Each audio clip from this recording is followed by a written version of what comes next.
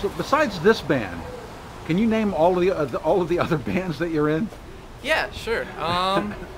Well, probably the most exciting band I'm in right now is we're actually playing on Thursday. It's a group called the Operators. It actually originated as kind of a project through the Alan Jones Academy of Music, and it's kind of spread out. And now we have like this semi-weekly gig, which has a jam session as a second set, and it's pretty fun. I'm also, in this band and the PDX Jazz Project, run by Farnell Newton. So they're all really different groups, different kinds of music, different kinds of playing experience, and I really enjoy every single one of them. Wow. So tell me about the band on Thursday. Is that your band? This isn't my band. It's kind of a collective band. We're called kind of mentored by Alan Jones is the deal. But everyone in the group kind of contributes to the whole. We all write compositions. We all, it's very, very collective thing. And we've been doing this Blue Monk thing for a few weeks now. Yeah. We're just kind of getting started and trying to get some more people out to see our show, and get other musicians to come too, to come sit in. And it's been really fun so far, and I hope we can keep it up. How many pieces? It's a quintet. Who are they? Well, Alan Jones on drums, and Alicia Strauss on tenor.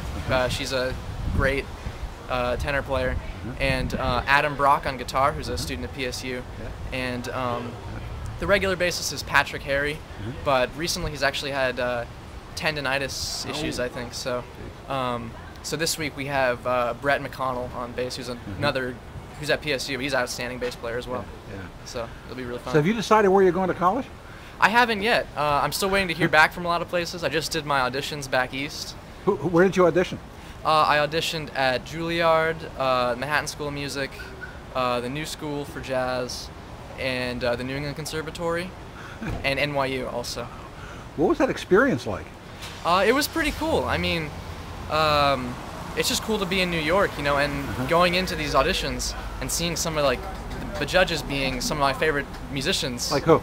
Well, at Manhattan School of Music, I had Scott Wendhold was one of my judges. He plays in the Village Vanguard Orchestra. He's great.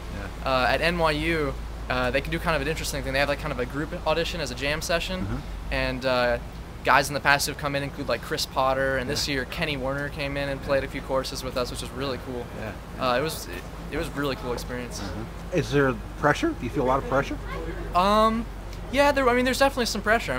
This kind of determines the rest of my life, sort of, a little bit. But there's some pressure. I did a few auditions, and toward the end, I started to really get the hang of it. I think I kind of started to get over my nerves a little bit better.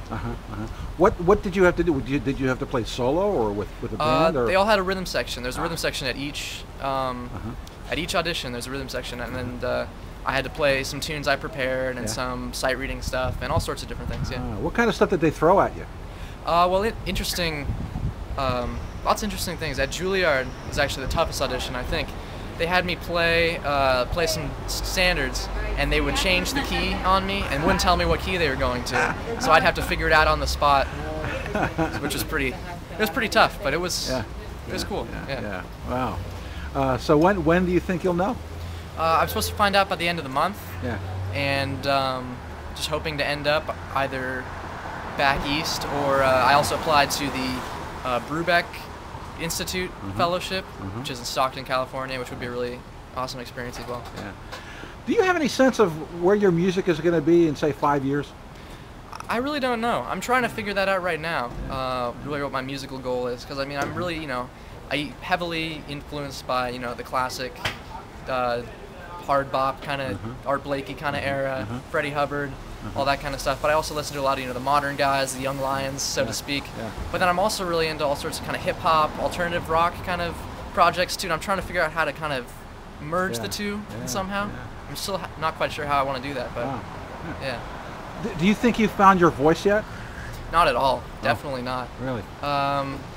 If anything, right now my playing is kind of an amalgamation of all sorts of different players, but I really don't think I have kind of a unique style yet. I probably will be searching for that for years. I wonder how you know. I mean, I don't, you know, I mean, people find their voices in different creative endeavors. Yeah. And I'm not sure how, you know, if just one day you go, hey, that's what my voice is, or I think, just, yeah, I think a lot of people don't even, they keep trying to figure out their own voice, and even if other people think they have it, they're still, you know, not convinced, you know. Yeah. So what do you listen to when you're in the car? In the car? Yeah. Recently, I've been listening to the latest Radiohead album, which is pretty cool. Yeah. But then, of course, I am always excited about the newest jazz releases too. Like, I'm really into what Roy Hargrove's doing these days. His big band project is really cool, so I've been listening to that too. Yeah. Wow. Interesting. Well, what is your biggest challenge right now? My biggest challenge, I think. I mean, I've always kind of struggled with. I'm just trying to get everything so I can really, I don't know, just get really a solid, completely solidify kind of my foundation, like technically on the trumpet, because I've always had kind of issues with that. I'm still trying to work those out. I mean, I want to get to the point, you know, where I can just play anything that comes my way. I can play, and I guess that's kind of a endless battle, but that's really what I'm always working towards.